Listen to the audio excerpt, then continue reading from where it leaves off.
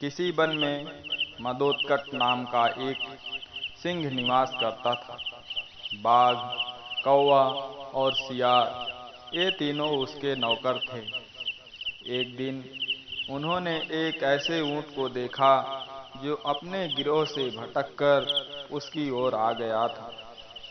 उसको देखकर सिंह कहने लगा, अरे वाह, यह तो विचित्र जीव है। जाकर पता तो लगाओ कि यह वन्य प्राणी है अथवा कि ग्राम्य प्राणी। यह सुनकर कौवा बोला, स्वामी, यह ऊंट नाम का जीव ग्राम्य प्राणी है और आपका भोजन है, आप इसको मारकर खा जाइए। सिंह बोला, मैं अपने यहाँ आने वाले अतिथि को नहीं मारता। कहा गया है कि विश्वस्त और निर्भय होकर अपने घर आए शत्रु को नहीं मारना चाहिए। अतः उसको अभयदान देकर यहाँ मेरे पास ले आओ, जिससे मैं उसके यहाँ आने का कारण पूछ सकूं। सिंह की आज्ञा पाकर उसके अनुचर ऊंट के पास गए, उसको आदर पूर्वक सिंह के पास ले आए। ऊंट ने सिंह को प्रणाम किया और बैठ गया। सिंह ने जब उसके वन में विचरण का कारण पूछा तो उसने अपना परिचय देते हुए बताया कि वह साथियों से बिछुड़कर भटक गया है। सिंह के कहने पर उस दिन से वह कथनक नाम का ऊंट उनके साथ ही रहने लगा। उसके कुछ दिन बाद मदोत्कट सिंह का किसी जंगली हाथी के साथ घमासान युद्ध हुआ।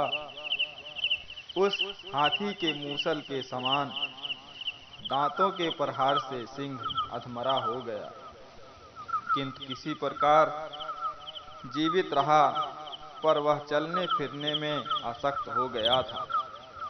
उसके अशक्त हो जाने से कौवे आदि उसके नौकर भूखे रहने लगे, क्योंकि सिंह जब शिकार करता था तो उसके नौकरों को उसमें से भोजन मिला करता था। अब सिंह शिकार करने में असमर्थ था। उसकी दुर्दशा देखकर सिंह बोला, किसी ऐसे जीव की खोज करो जिसको मैं इस अवस्था में भी मारकर तुम लोगों की भोजन की व्यवस्था कर सकूं। सिंह की आज्ञा पाकर वह चारों प्राणी हर तरफ शिकार की तलाश में घूमने लगे। जब कहीं कुछ नहीं मिला तो कौवे और सियार ने परस्पर मिलकर सलाह दी।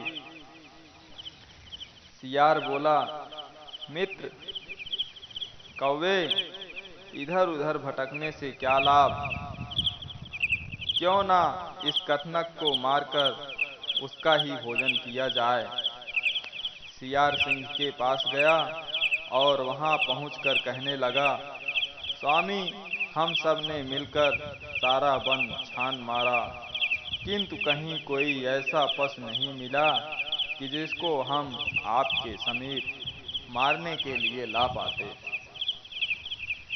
अब भूख इतनी सता रही है कि हमारे लिए एक भी पग चलना कठिन हो गया है।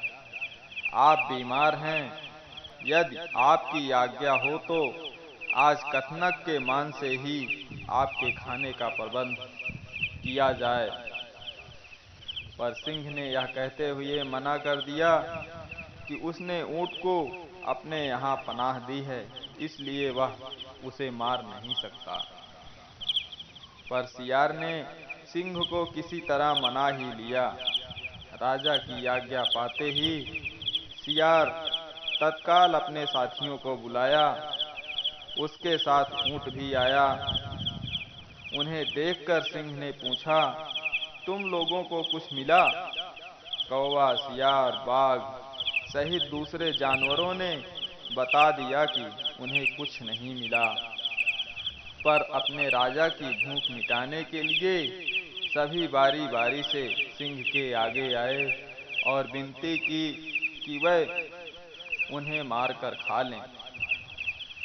पर सियार हर किसी में कुछ न कुछ खामी बता देता ताकि सिंह उन्हें ना मार सके।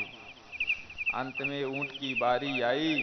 बेचारे सीधे साधे कथनक ने जब यह देखा कि सभी सेवक अपने जान देने की विनती कर रहे हैं तो वह भी पीछे नहीं रहा। उसने सिंह को प्रणाम करके कहा, स्वामी, ये सभी आपके लिए अभक्ष हैं। किसी का आकार छोटा है, किसी के तेज नाखून हैं, किसी की देह पर घने बाल हैं। आज तो आप मेरे ही शरीर से अपनी जीविका चलाइए, जिससे कि मुझे दोनों लोकों की प्राप्ति हो सके। कथनक का इतना कहना था कि व्याघ्र और सियार उस पर झपट पड़े और देखते ही देखते उसके पेट को चीर कर रख दिया। बस फिर क्या था, भूख से पीड़ित सिंह और व्याघ्र आदि ने तुरंत ही उसको चट कर डाला। शिक्षा: धूर्तों के साथ जब भी रहें पूरी तरह से चौकन्ना रहें और उनकी मीठी बातों में बिल्कुल ना आएं, और विवेकहीन तथा मूर्ख स्वामी से दूर रहने में ही भलाई है।